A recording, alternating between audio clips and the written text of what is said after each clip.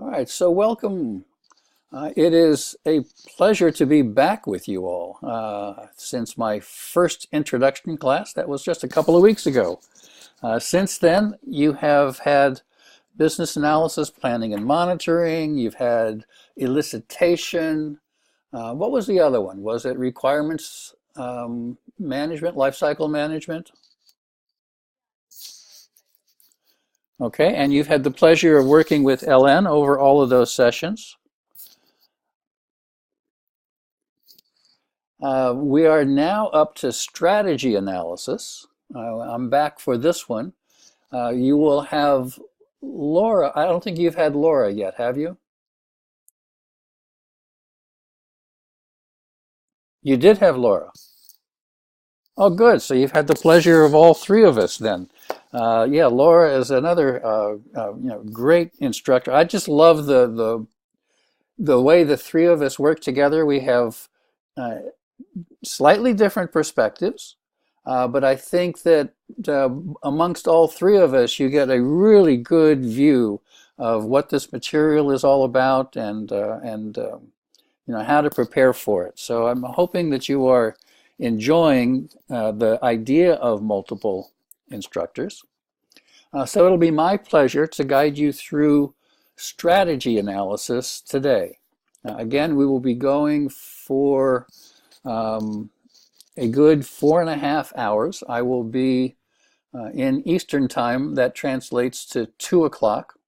We will end. I will attempt to take appropriate breaks, around every hour or so. If I'm getting a little long-winded and have not had a break and you need one, feel free just to chime in and say we could use one. That's fine. And then we will continue all the way through. After this session is complete, for the official time, I'm more than happy to stay on as long as anyone else would like to stay on. I will try to answer any and all questions until the last one has been asked, and then we'll close down the session for the day. Strategy analysis to me is a fascinating area in the business analysis body of knowledge. When you think about all of the different knowledge areas and how they all work together. And I was actually thinking about this last night. I do think about this a lot. But I was thinking about this last night where for the ECBA certification, there are fewer questions on strategy analysis because it's thought that for someone who is just entering in the field, this might involve more expert level, more integration of the whole BABOK, that it's not necessarily an expectation of someone who is just entering business analysis. And as I was thinking about that thought to myself, I'm thinking how wrong that could possibly be. So for all of you who are into ECBA preparation, I know it's been said, don't worry too much about this chapter because you won't have too many questions about it.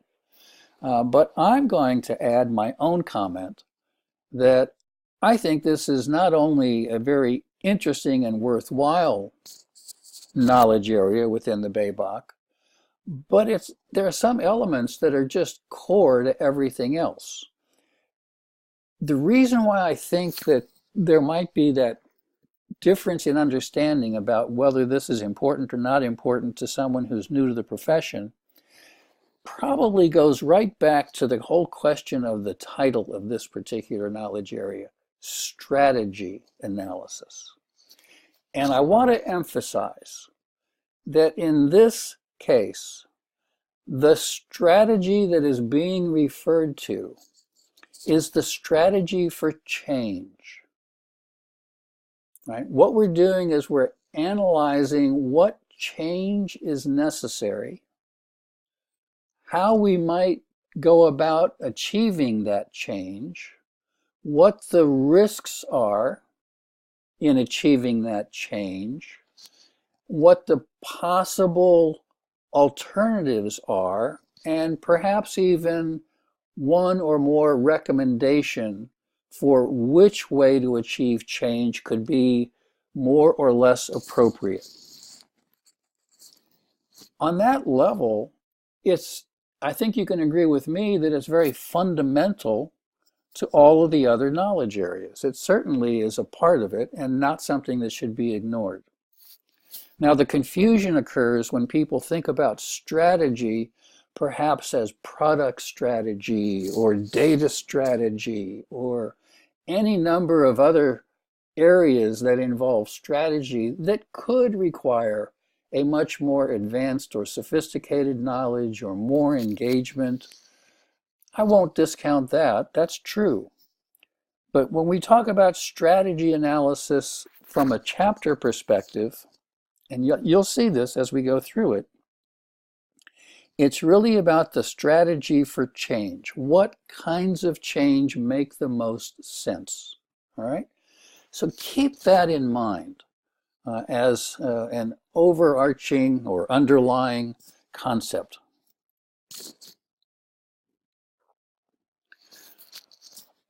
The reason why we even talk about change is because it's obviously there. It's there all the time. How many of us have been in any organization that has not seen a need for change? Whether that change is coming from competitive forces, things in the marketplace, or whether it's coming from things like regulatory or government or other types of non-marketplace forces, whether it's coming from our own customers who are driving change, or whether it's coming from how we want to define or work with our customers as a way to achieve change. And certainly, there's a lot of change coming from technology. I mean, technology that underlines our capability to do things, technology that opens up all new product strategies and everything else. These are just some of the major forces that you can all recognize and I'm sure relate to as things that make change on the one hand desirable, on the other hand necessary. Sometimes we are driven to change. Sometimes we instigate change. But sometimes we're just responding to change. But regardless, change occurs, and how we go about dealing with that is a knowledge area in the BABOK. So what's your understanding? Let me just open it up a little bit. What do you think strategy is, and how do you think it's important? Let's share a few ideas in the group.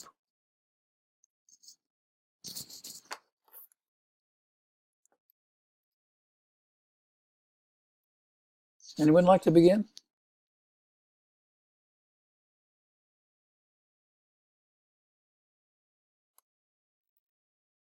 Has anyone thought about change?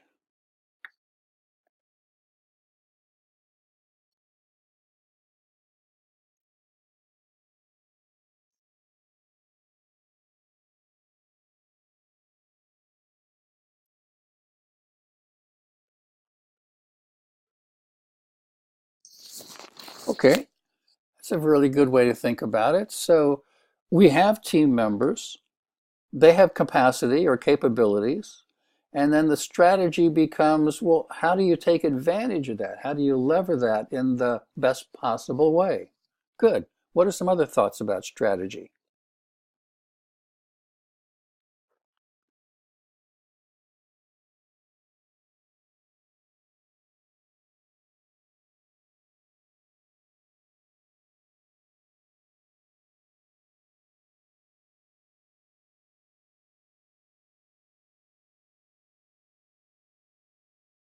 Okay, Rupali, you're speaking a little bit softly, but what I heard was that strategy has a lot to do with the success of a project, that having the right strategy for a project has a bigger opportunity for success. Perhaps the wrong strategy for a project would not only not lead to success, but could have some negative impacts. Is that what I'm hearing? Okay, excellent. Anyone else?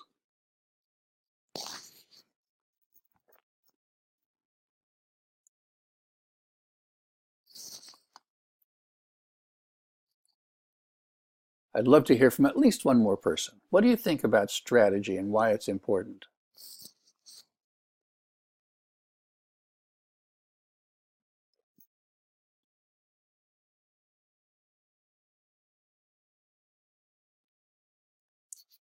All right, the way you are achieving your goals, is that what you said?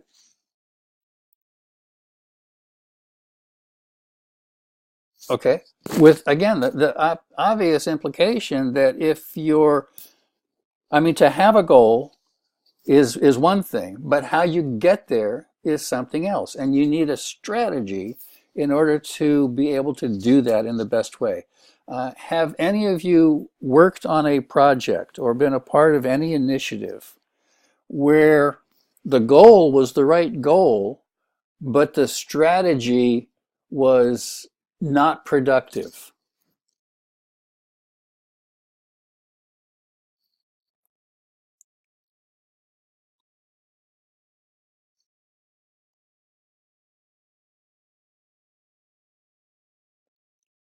I'm hearing no response, and I'll take that as a no answer, which is fantastic if no one has encountered that. However, um, I can certainly cite an example, which I'm going to get to in a minute. All right? Okay. Let's talk about strategy. What is it? When we talk about IT strategy, because most problems have an IT component underlying them. Not every problem. So not all change requires IT, not all solutions require an IT component, but for the most part, they do. So we're going to talk about IT strategy here, right?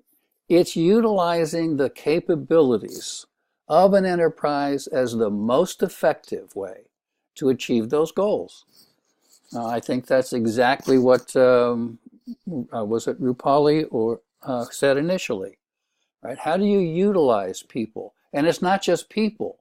When we talk about capabilities, we're talking about systems, we're talking about physical plants and manufacturing, distribution.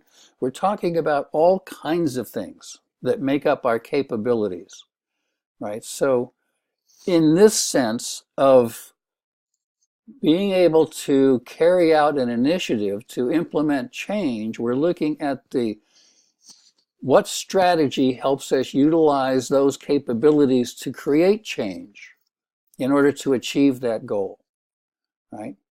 Um, and the importance is that a correct strategy getting to our goals is the way to succeed in the marketplace. The opposite is also true.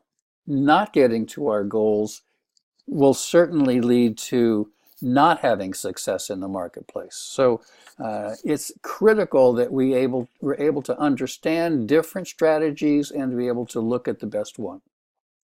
We already alluded to this idea that change comes from many different places, right? So this is just another depiction of that, looking at those kinds of forces like the customer, the marketplace, competition, government, these you can consider to be the overall forces, right? They all impact one or another part of the business, right? What that means is the business now has what we call a business need, right? A need, understanding where its current capabilities are, what its desired outcomes might look like, how it's going to go about creating an effective change to meet the demands of the customer, competition, etc. And if the business understands that, then the business comes up with, in conjunction with business analysis, some attempts at different solutions. So the problem is what starts it. The solution is what can answer it, right? And that solution then gets implemented in some way, uh, more often than not by technology. And technology, again, is where we get back to our IT department. But it's not always technology, so just keep that in mind. But this gives you the context of where the need comes from, what the gap might be between what we can currently deliver, what we need to deliver, how we go about framing that solution space, what could answer that, what could help us get over that gap to create the need, and then how do we go about implementing it. So keep that hierarchy in mind. There are a lot of terms which we're going to introduce in this chapter, which we need to be pretty clear on. Things like, what is the goal, vision, objectives? How are they different? Things like needs, and what makes up needs? And we'll see two different ways of looking at that. One is to identify problems. The other is opportunities, right? We want to define what strategy is as well. And then what are the different initiatives? In other words, how are we going to address that strategy? What is the best initiative to take on? What is our approach to doing that? What is our particular plan in order to implement that approach? And how are we going to execute that in various processes? And then how are we going to monitor or control that execution? So all of these kinds of terms are important. Let's speak about a few of them. So strategy analysis, that's our overall knowledge area, involves the following things. Things like a business need. And one of the most important elements is just identifying the business need. I don't know if you've heard the expression, what's the business problem you're trying to solve? And here's the issue, that we often hear a solution before we hear a need. And that's one of the fundamental tasks for business analysis, is to peel that back before we assume one or another implementation or thing to do. Let's really understand what's driving this in the first place. In other words, why do we need to make a change? And that need can be expressed in two ways. One, as a problem, something that's not working the way it should work, something that may have errors or gone wrong, or is somehow limiting our ability to achieve our goals. The other way to look at that need is not necessarily as a problem, but as an opportunity. In other words, what might we do in addition to something we're doing today, or instead of something we're doing today? What is it that we're not addressing we could address that's out there, right? So we have to take into account this whole spectrum of problem and opportunity.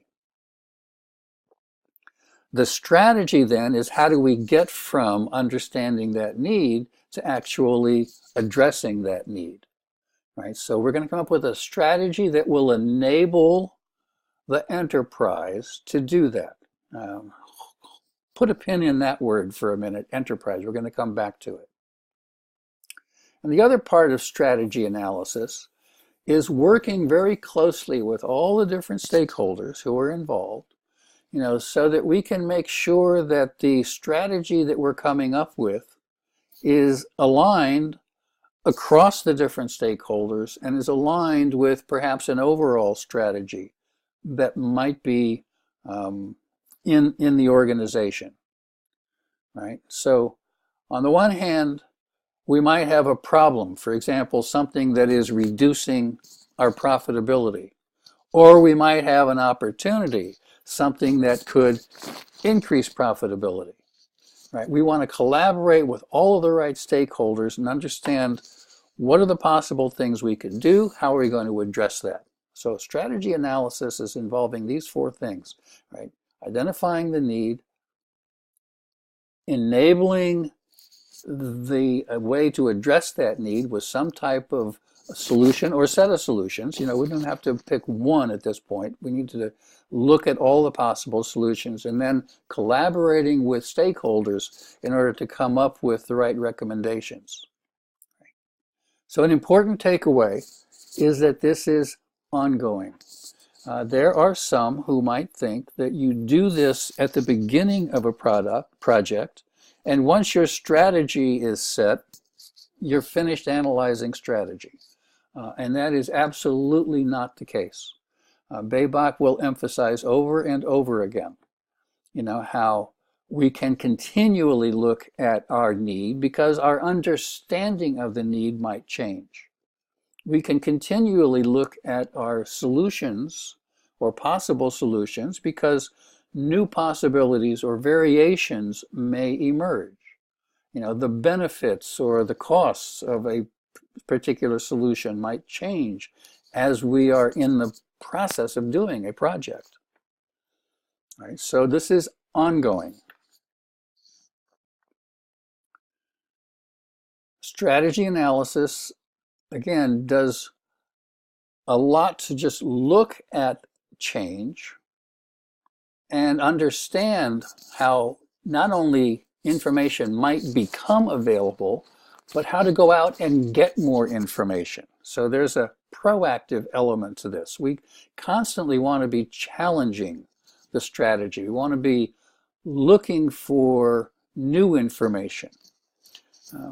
I know a lot of people are familiar with something like a business case. Has anyone here anyone on the call worked with a business case?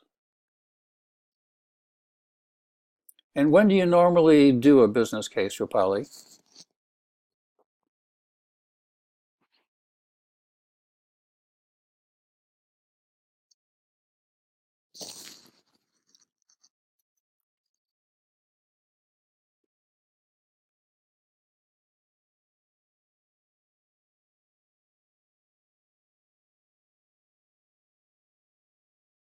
Absolutely. We do it during the initiation phase, usually.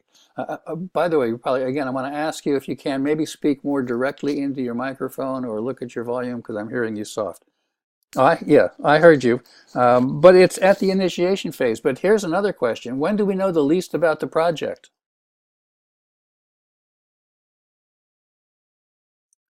At the initiation phase, right?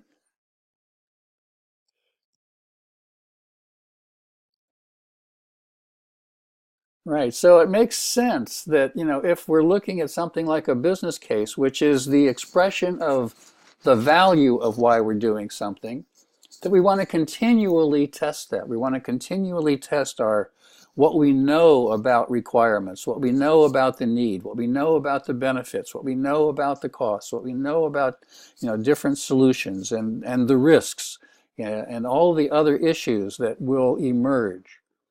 Right? So we're constantly looking at that. Right? The idea behind strategy analysis is to come up with the optimal plan so that we can address the business need in the best possible way. Right? And one way we think about that is business value. Right? And you're going to see this question over and over again. And if we understand what business value is, we can say it's the net benefit. In other words, it's the potential for revenue or the potential for savings, all of the potential revenue and or savings that can come from making a change, minus the total cost of making that change. And that total cost is not just the project cost, but also operational cost.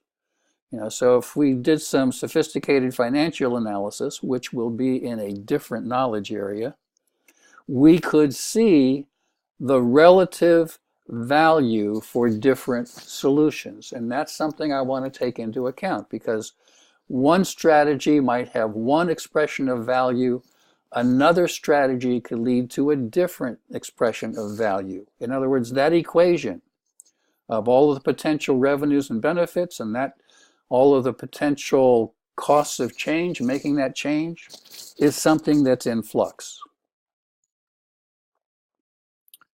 All right, so another concept we want to introduce here is this idea of predictability of the outcome. Not all outcomes are assured. In fact, not all problems are completely understood. There are things that we know and things that we don't know. So therefore, if we are planning a strategy, we need to take into account how certain are we of a lot of different factors, because they're all going to come into play, right? There are some outcomes which you might say are more predictable, right? And in that case, the solutions, might be more predictable in terms of achieving those, and the costs or the change necessary to achieve those solutions might be more predictable. There are others which could be much less predictable. And they might take a different strategy in order to get there. So when you find things are less predictable, then that introduces another important concept in this knowledge area, and that's the concept of risk. How do we identify the risk? How do we know how much risk we can tolerate? What are some of the ways that we can manage that risk? How does the risk impact different solution opportunities? Right? So risk is very much a part of the situation here that we need to be looking at when we're looking at strategy analysis. The other part of strategy analysis is to know how is it expressed. In other words, what's the outcome of this whole knowledge area? And usually we see it in several different ways. We might see an overall plan. It could be written. We might be a part of writing it. There are different people who might be charged with that plan. It might come out in terms of a product vision, and this goes back to the other aspect of strategy I was talking about, where the business has an understanding of what it needs to do and doesn't know entirely how it wants to get there. So strategy is going to play into its ability to achieve that product vision. We just spoke about the business case. I think this is an underappreciated and underutilized tool by business analysts. But the business case is more than just, hey, getting customer satisfaction is really important. We're going to do what we can to achieve customer satisfaction. Let's go ahead and do it, right? That's not the kind of business case we're talking about. A business case is more the ability to try to back up those assertions with what would be the actual impact. How is that going to affect revenues? How is it going to affect our ability to deliver, or the costs of delivery? What are the investments we need to make? What's that going to cost me? And so there are aspects of the business case that will express this strategy. And also things like a product roadmap. How do we see a vision playing out over time? There are many different ways to get there. So there are a lot of different ways that we can see strategy and where we will use it. Now, like any knowledge area, you have a certain number of tasks associated with that knowledge area. In this one, there are 4 tasks. They are very simple, not simple like easy to do, but simple to understand and remember, and that you need to look at the current state, which is analyzing the business need, right? Where we are, what we're capable of doing. Also understanding the future state, which, if I could put those in different words, means looking at the desired outcome. Where do we want to be? And we'll see that the current state and the future state are not always in alignment.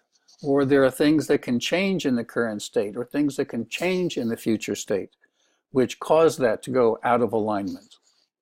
Right? So between understanding the need and the desired outcomes, we can now look at different ways to address that and understand what would be the risk of trying to make that change.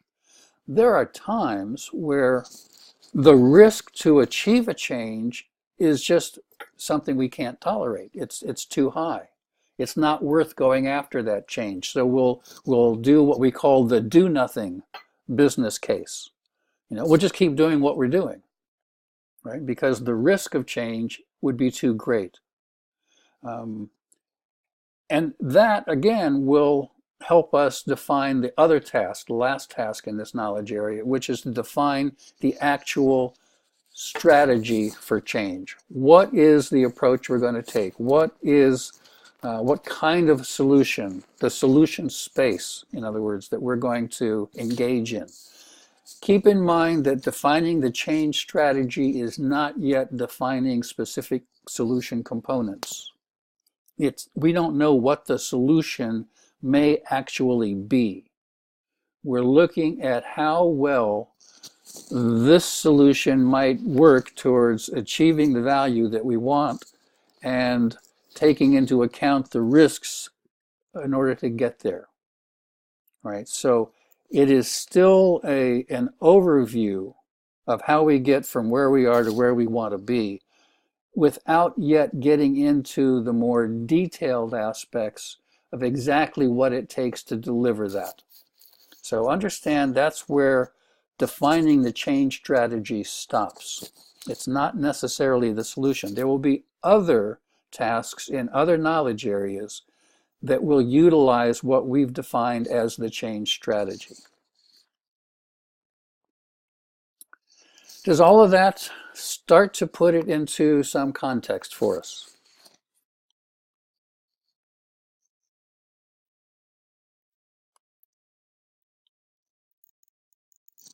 Any comments so far?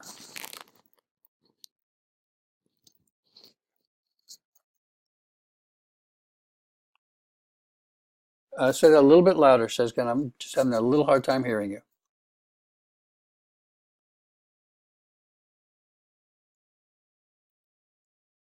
Are you affirming? Again, I didn't hear you, so speak really loud.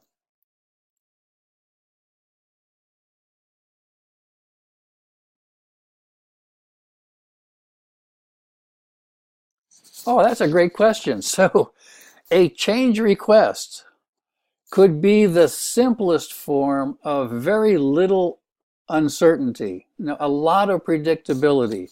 I have a system that's working except for this one thing that I need to make a change on, right?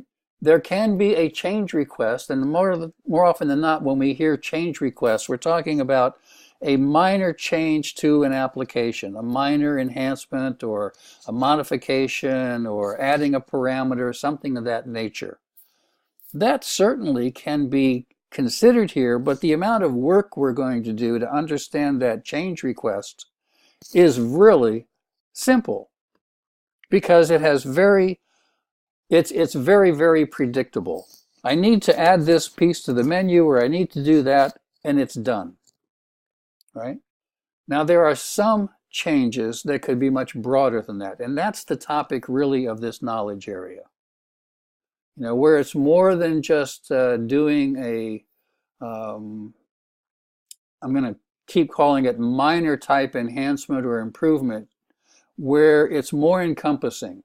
It might have more issues involved, either in our ability to accomplish it, or new applications or new processes, other things that are much more involved. And that's where strategy analysis becomes more important and more detailed.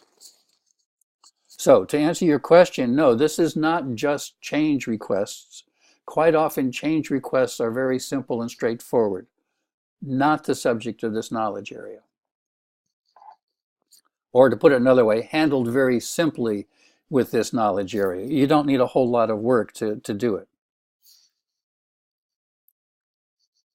Good. See, that was a terrific way to put scope around this particular knowledge area. What are we talking about? What are we not talking about? That was a very important clarification. Any other questions or thoughts before we get going?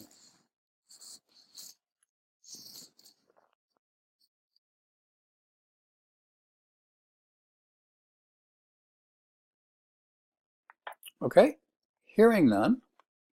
I wanted to go back and cite the mind map again. This is something that has been prepared by Adaptive. We talked about it in our first session. Let me just bring it up a little bit bigger here.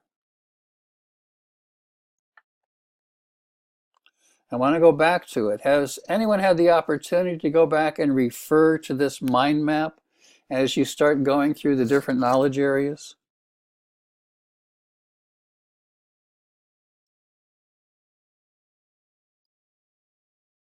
I hope you kept it in mind after our introductory session. Right, let me point it out again. What this does is it captures each of the knowledge areas in a different color. So you see on the top what's called business analysis, planning, and monitoring, and it shows within each knowledge area what the specific tasks are associated with those knowledge areas. It also shows what the outcome of that task is, and it also shows what that outcome can then be used for. Why do we need that particular outcome? Remember that in business analysis, the knowledge areas are not sequential. They're not done in any kind of an order where you, like following a recipe to bake a cake, right? That you might do a task in one knowledge area that will help you define another task in another knowledge area. You might come back and redo it. There's a lot of integration here. There is not necessarily one place to start, right? So everything doesn't start with planning and monitoring. Where are we in terms of this knowledge area? Well, you'll see strategy analysis in the orange, right? So what are some of the inputs to strategy analysis? You'll notice a lot of green arrows leading into it. So a lot of the approach to business analysis could be an input, an important input to strategy analysis. You'll see that the way that we do governance, the way that we manage communications, these are other likely inputs, who our stakeholders are. All of these can be important inputs to strategy analysis. You'll also see that elicitation is an important input to strategy analysis. In other words, what have we actually learned in stakeholder engagement, through different ways of asking questions and analyzing or assembling the responses that we get. You'll also see that there's some degree of requirements analysis and design involved in or associated with strategy analysis. Now, which way is that working? Is it bidirectional or unidirectional?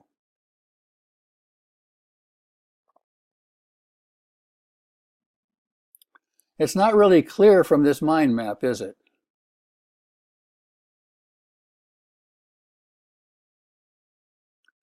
But when you get to requirements analysis and design, you're going to see that you're actually looking at specific requirements in the business and modeling and doing all kinds of other things to help bring our understanding of those requirements to a different level. This will help determine, for example, different design options. For the most part, the strategy for change could precede doing things like requirements analysis and design. However, because we said that strategy analysis can be ongoing, continuous, you can also see how coming up with different design options might need to be analyzed again in terms of the ability for that design to meet a business need. So that's where the iterative aspect of strategy analysis comes into play. There's another knowledge area, solution evaluation. And frankly, I would like to see in this mind map more of a connection between strategy analysis and solution evaluation, because these are very closely tied together.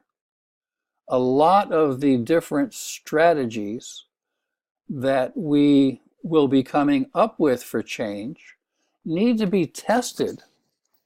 When we get to solution evaluation, you'll see that it's not just testing at the end of deployment to see that we release something the right way, but it could also be testing something that is proposed. So we might have a strategy for achieving change that would lead us to coming up with a certain design option for implementing that change. We can look at that design option and we can evaluate it.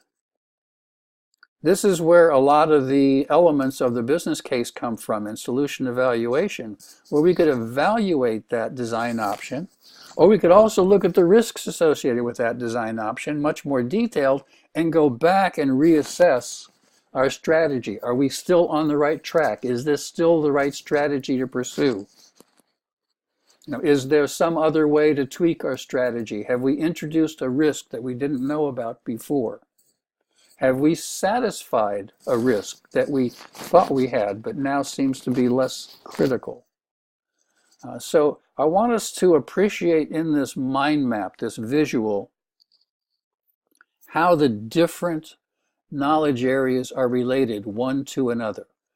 I think as you go through and study BABOK, it'll make it so much easier if you can look at all of the tasks that we talk about, all of the elements within a task that we talk about, within the context of how are we going to use that information to do something else, or what other information have we uncovered elsewhere that we can use in strategy analysis, right? So it's that context which really makes these tasks come to life. Is that a helpful perspective?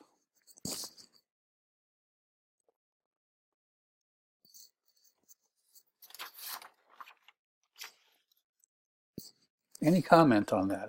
I hope I'm not losing you.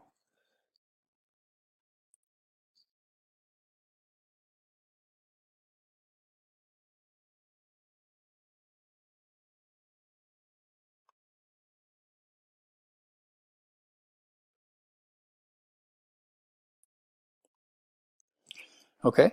A comment was made earlier that we often do things like a business case, which means we often think about strategy in the inception phase of a project. And that's true, but it doesn't stop there, right? So how we think we are going to address a problem is going to evolve as we now do more elicitation, we verify and validate more requirements, we analyze requirements and prioritize and look at how those might be accomplished in different designs, right? Remember, we're talking about design definition here. And then as we now learn more, we still need to go back into strategy analysis and think about that more specifically, because we have more understanding whereby we can look at the current state, the future state, the risks involved, and the ways to get there. Right? So it emphasizes that point that we made about strategy analysis is continuous and ongoing. It's not just one time. And this is exactly why. So at the beginning, we have a concept, we develop a strategy, That leads us to more detailed requirements. That leads us to analyzing those requirements, understanding the importance and relevance and value and things of that nature, coming up with a design alternative, maybe testing a prototype. And that's where we go into solution evaluation, learning from the feedback that we get with that prototype. And now we might want to go back and adjust the design or rethink the element of risk or look at how the alignment might be closer or further apart. I know we haven't yet talked about those other knowledge areas, but I'm trying to put this into that context so that there is a lot of iteration in both directions between strategy analysis and requirements analysis and design. I'll tell you what, let me just do one thing. I wasn't going to do this until later, but I might as well pull it up now. And that's in, forgive me for shuffling around. I love going back to the BABOK guide.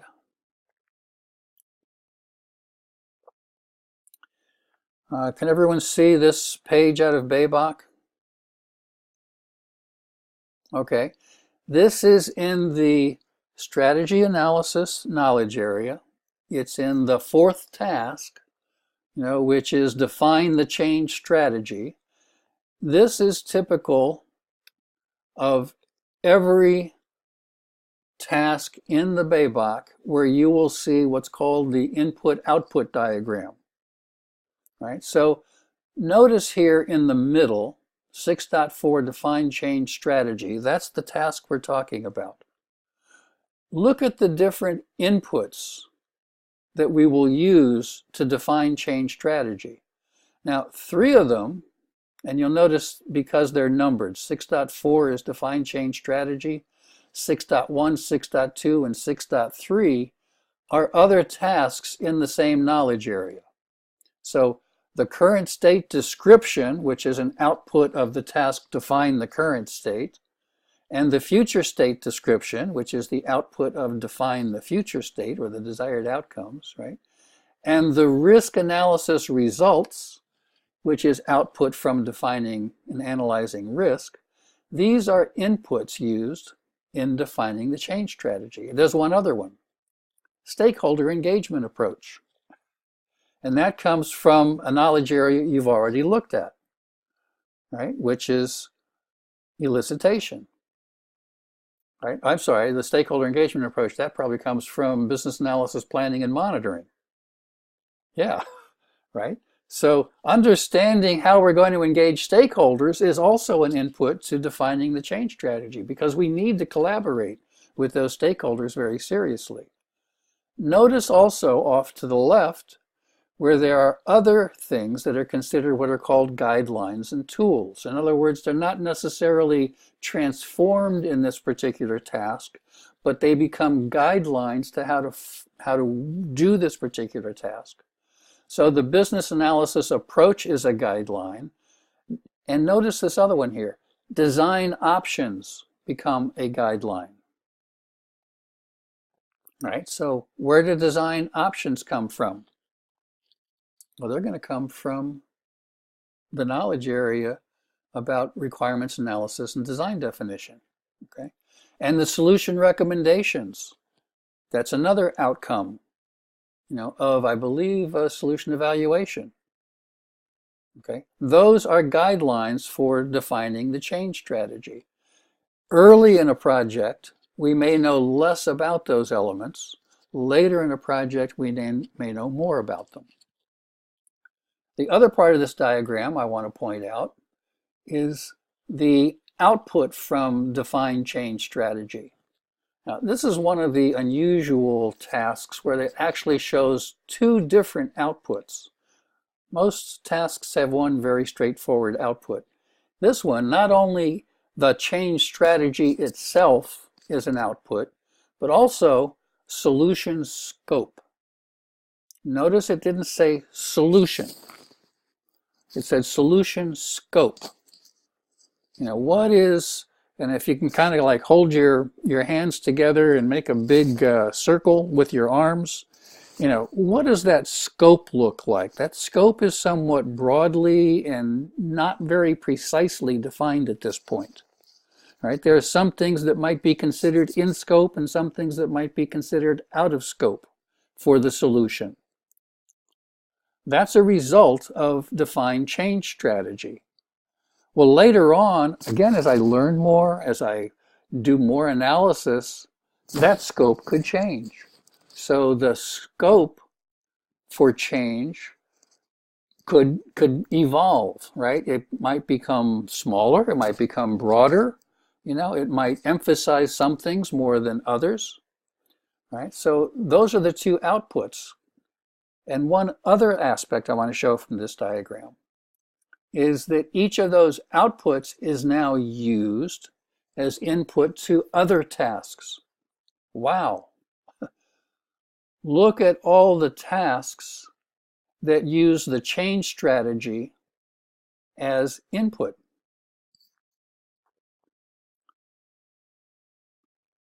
Interesting.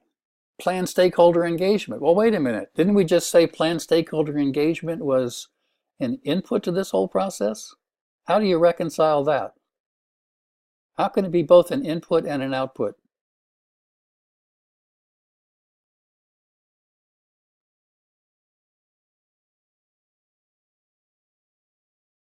Does anyone want to venture an idea?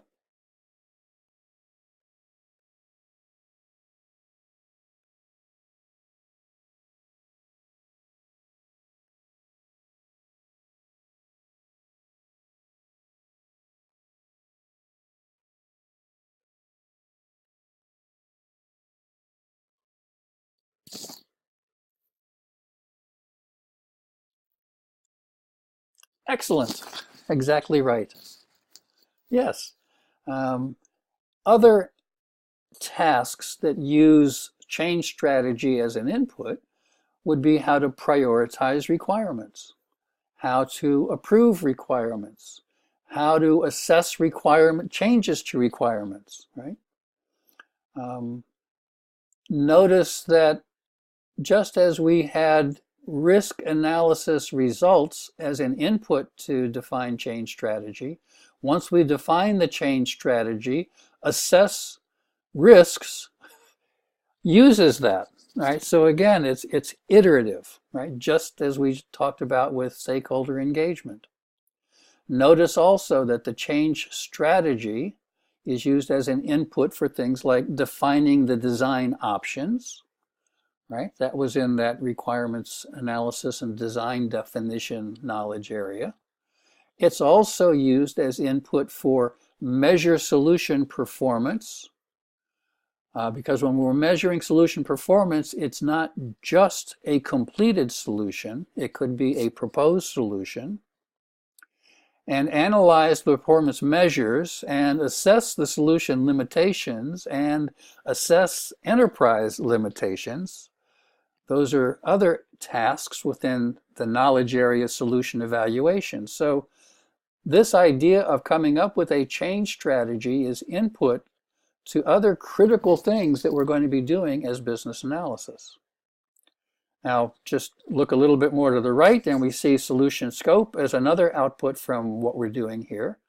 Some of the other tasks that use that as input are the same. So I see prioritizing requirements, assessing changes and approving requirements.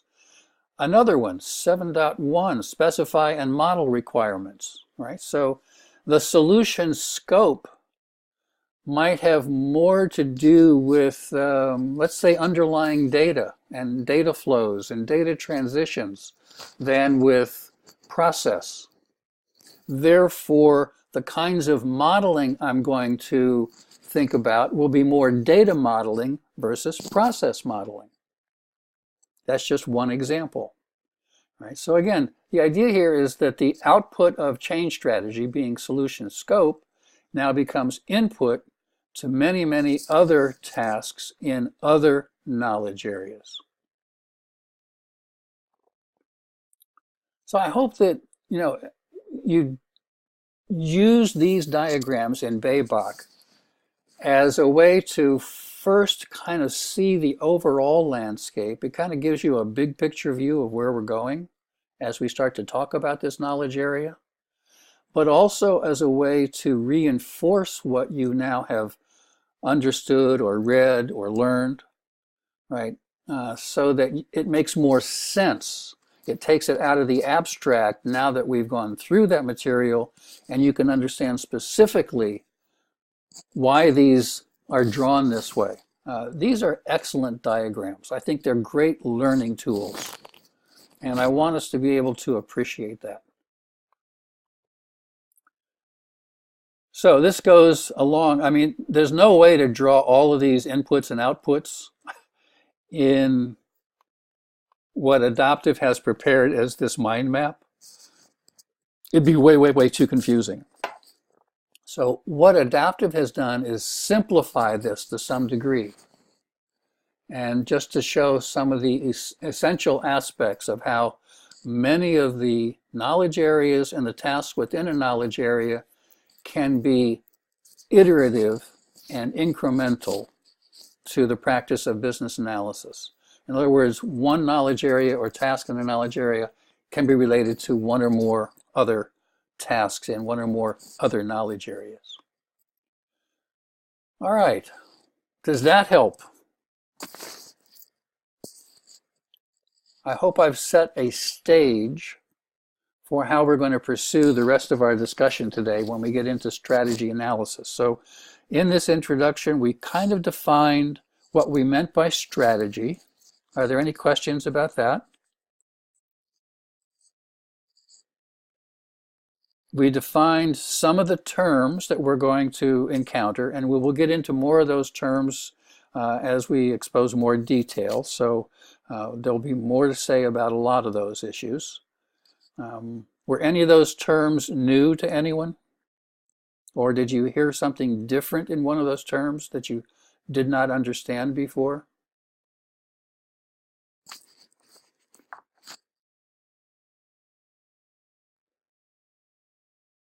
Okay, and we walked through the high-level view of what's in this knowledge area in terms of what the 4 tasks were. Later on, we're going to look at each task again, and we're going to look at all of the elements within that task. Right, so we'll get a more detailed view of that. And as always, I try to give you more context, more idea of a big picture so you can see where we're coming from, where we're going, as a way to help put all of this into some framework so you can help retain it and help use it. All right, let's do one other thing and then we will take a quick break. The next section we're going to get into is to review some of the techniques that are referred to in any of these, one or more of these different tasks in strategy analysis.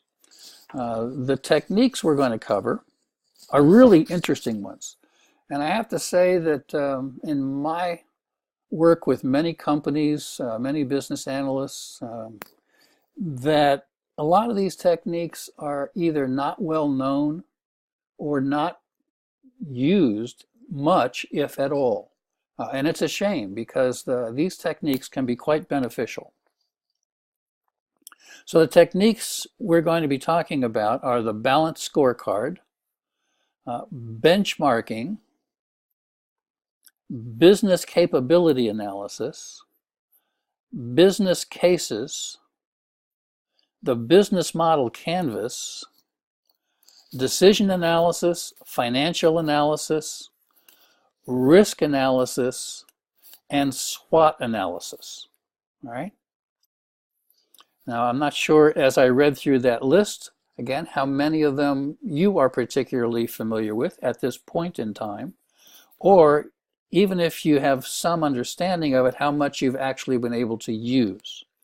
All right. So what we want to do is have someone volunteer to talk about each of these one at a time, one person, one volunteer, one technique, And it's not so much that your talk is going to teach someone else exactly how to use it. There's a lot more involved in learning how to use these techniques.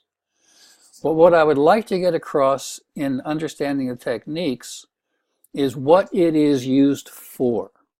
Like, why do we care about this technique? What does this technique do? And how might it relate to maybe something in your experience or something that you've heard so far in the different tasks within strategy analysis? Okay. So as a brief and not complete answer, let me just take something like the business model canvas, because it's a relatively new technique. Not that many people have heard of it at all, right? The business model canvas, in essence, is a way to look at how a business is satisfying its customers and what resources it uses in order to produce revenue and entail certain costs, and put that in a very high level visual format. It helps a group of people see a business. That's why it's called a business model canvas. You can think of it just like an artist's canvas, right? It's a visualization of 9 different elements, and it helps us talk through that.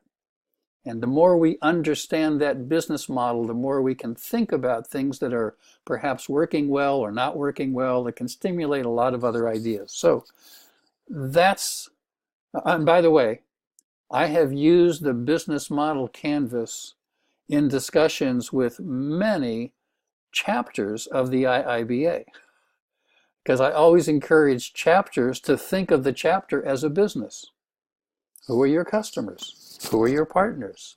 What do you offer? All those different things. So we'll, again, get into this in more detail, but that's the kind of explanation that I would be looking for.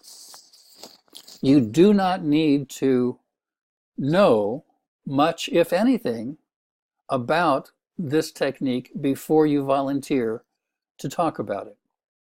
All you need to do is to be able to accept the challenge of, while we're on our next break, read through in the Baybach what it says about that technique, and then be able to relay a lot of that information, again, in terms of why we're doing it, how it's being used, why is it important, and maybe something in your experience, that you've had an opportunity either to do it, or maybe in your experience where, wow, if I knew about this technique, it would have really helped me, right? So that's what we're looking for uh, from our volunteers.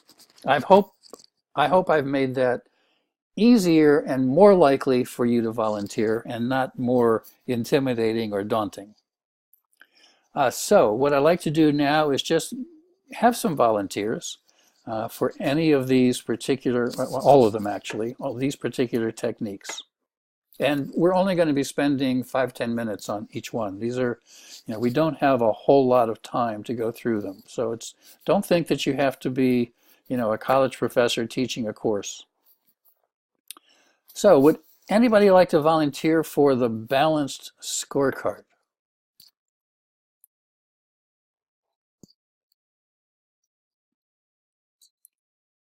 I'm sorry, there was too many people speaking at once. Just one at a time.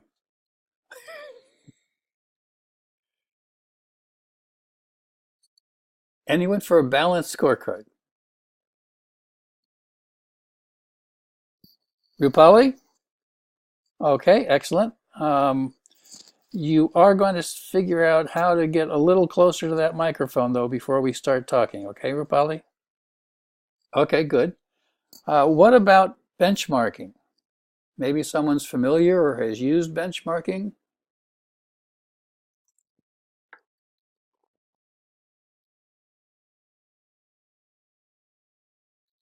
Who'd like to volunteer to talk about benchmarking?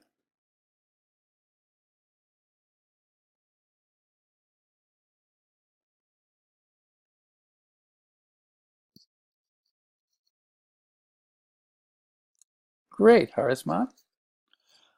Haris, I can't get that name right. I'm sorry.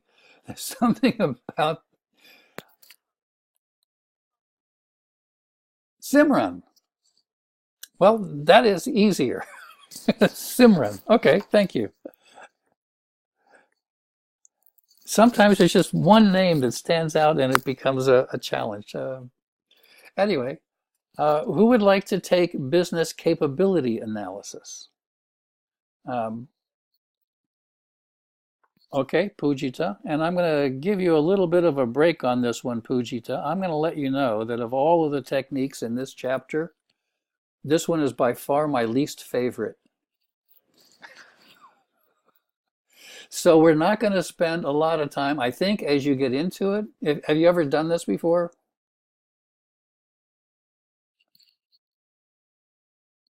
Okay. Okay, give it a good show. I mean, we'll put on a happy face and we'll pretend like this is the greatest thing since sliced bread. But it's a little bit cumbersome. We'll talk about that when we get there. All right. Good. What about business cases?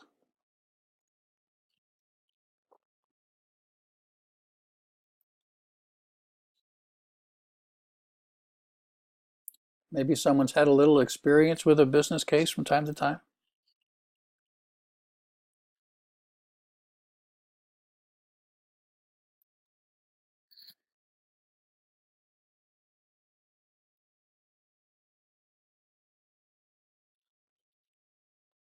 Okay, we have lots of people.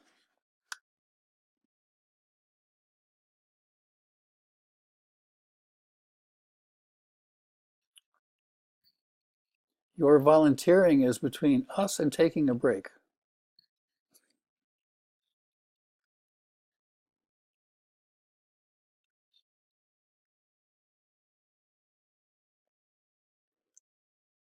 Can I throw out a little incentive on this one that whereas business capability analysis might be my least favorite, this is one of my absolute favorites.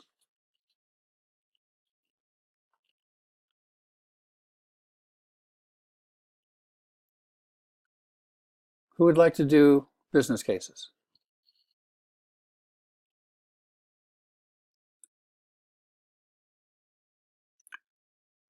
All right, who would not like to do it, but you'll do it anyway because someone has to do it?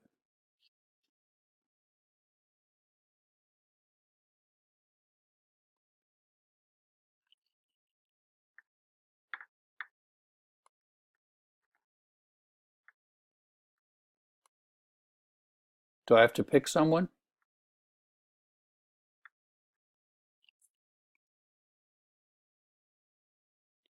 Was that a faint answer I didn't quite hear?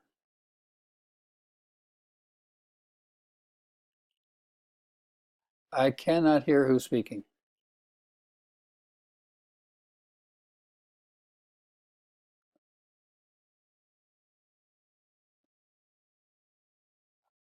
Much better. Kanishka.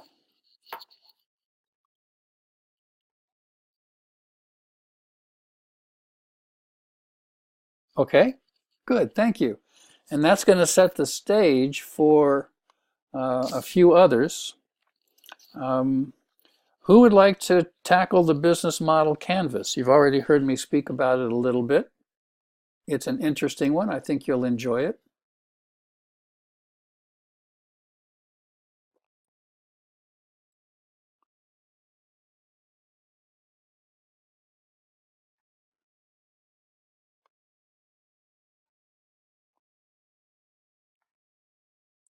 I hope I haven't made everyone afraid of doing this. This should be a fun part of the exercise.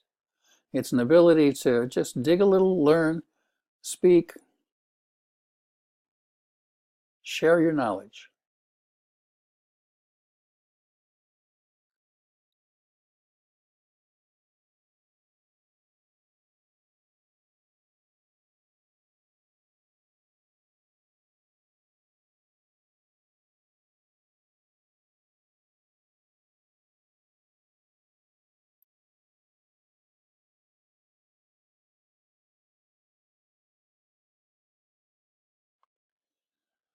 Oh, you know how much you're tempting me to say, Sezgin, I think you'd be the perfect person to do this. Let me emphasize again, I'm not asking you to be the expert. I'm not asking you to teach a course so that someone will be able to go off and learn it or use it. What I'm only asking is that you look through the Baybach, and there's only a page, 2 pages written on any of these techniques. They're not long. Look through the Baybach and just help the group understand why we might want to use this technique, and what are some of the things about that technique we may want to understand, right? It shouldn't be that difficult of a task, and hopefully it should be fun. Does that change your mind?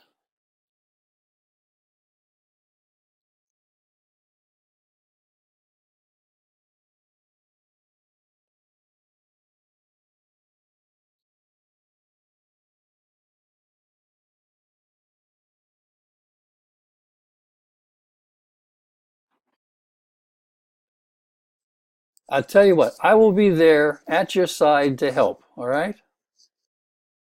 I want us to make this a positive experience, and we'll think about it that way, right? It won't be that hard to do. We're just gonna kind of talk through the Baybach. You can have the Baybach open in front of you. You can have the PDF files that Adaptive presents in front of you. That's easy. We'll scroll through. Just highlight some key points. All right, I've convinced you, or at least I've driven you into submission. All right, that wasn't so bad. Good. Decision analysis.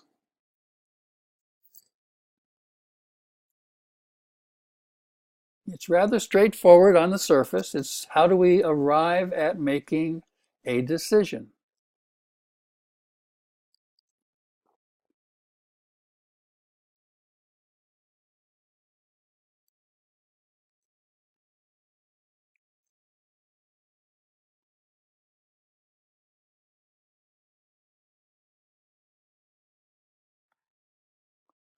Oh, this group is particularly quiet. What can I do to give you incentive?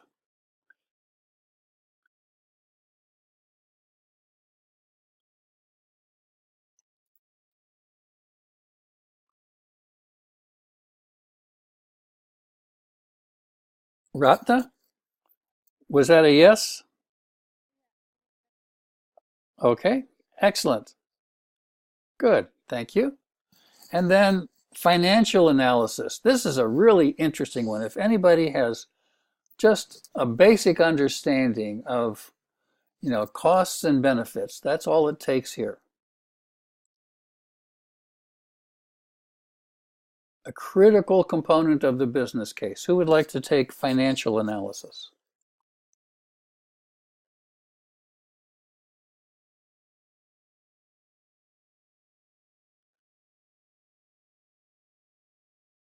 You do not have to explain the formula for weighted average cost of capital.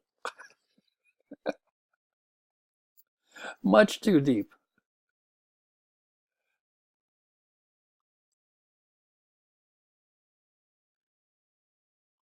Who do we have left? Sarat? Netra?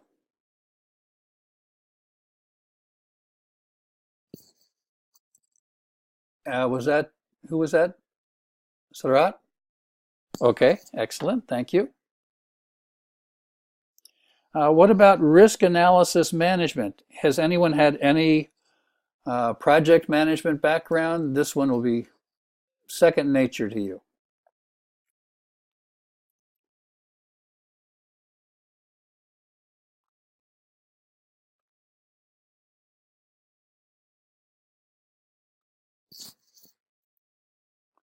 There's only 2 more to go, this one and SWOT analysis. I think we have everybody volunteered so far except for Netra.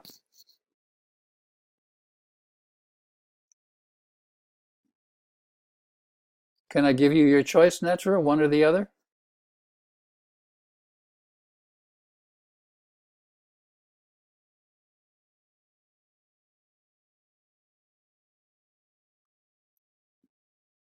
Are you there with me?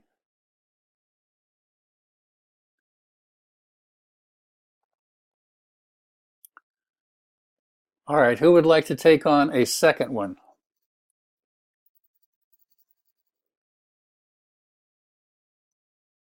And again, who was that? Sarat? All right, so you said risk analysis or SWOT?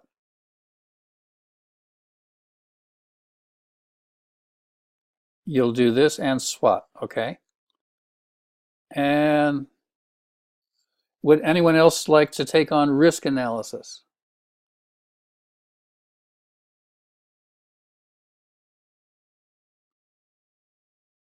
Anyone with project management background?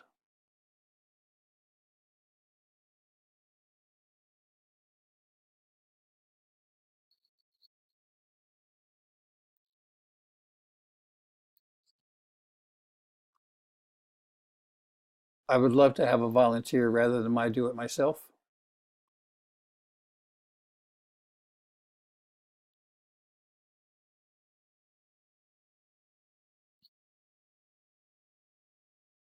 Excellent. See, all it takes is a little courage. Wonderful. All right. So what we're going to do now is we're going to take a break. We're also going to give you some time to look into the Baybach. Is there anyone who does not have a copy of Baybach available to them, either PDF or a hard copy?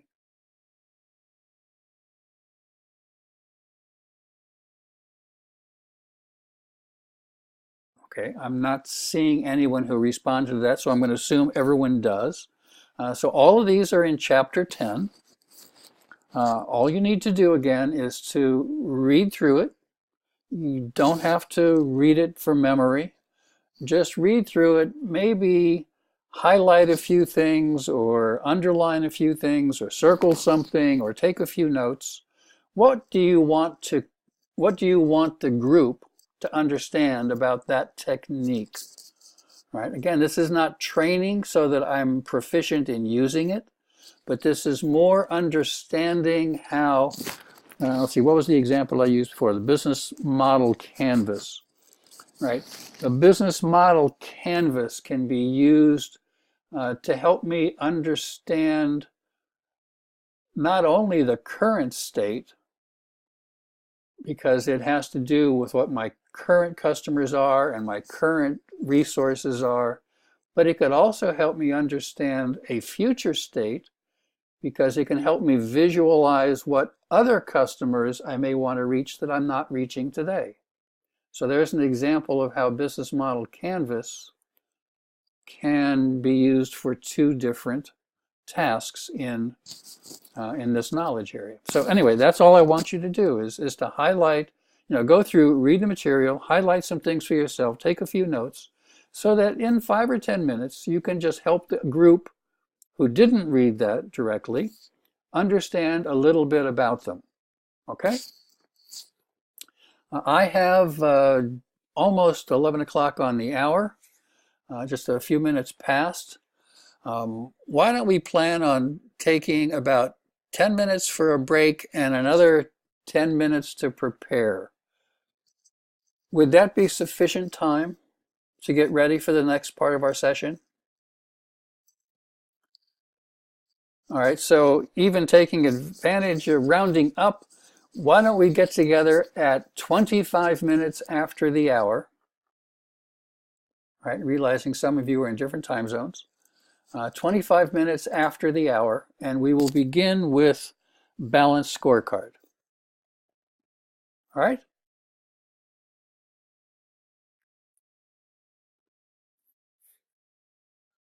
Yes.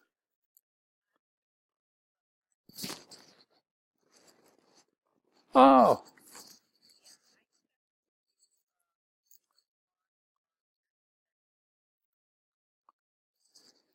well, you can have your choice, pick one or the other, and either Simran or Surat will be very happy that you chose theirs. Which would you like?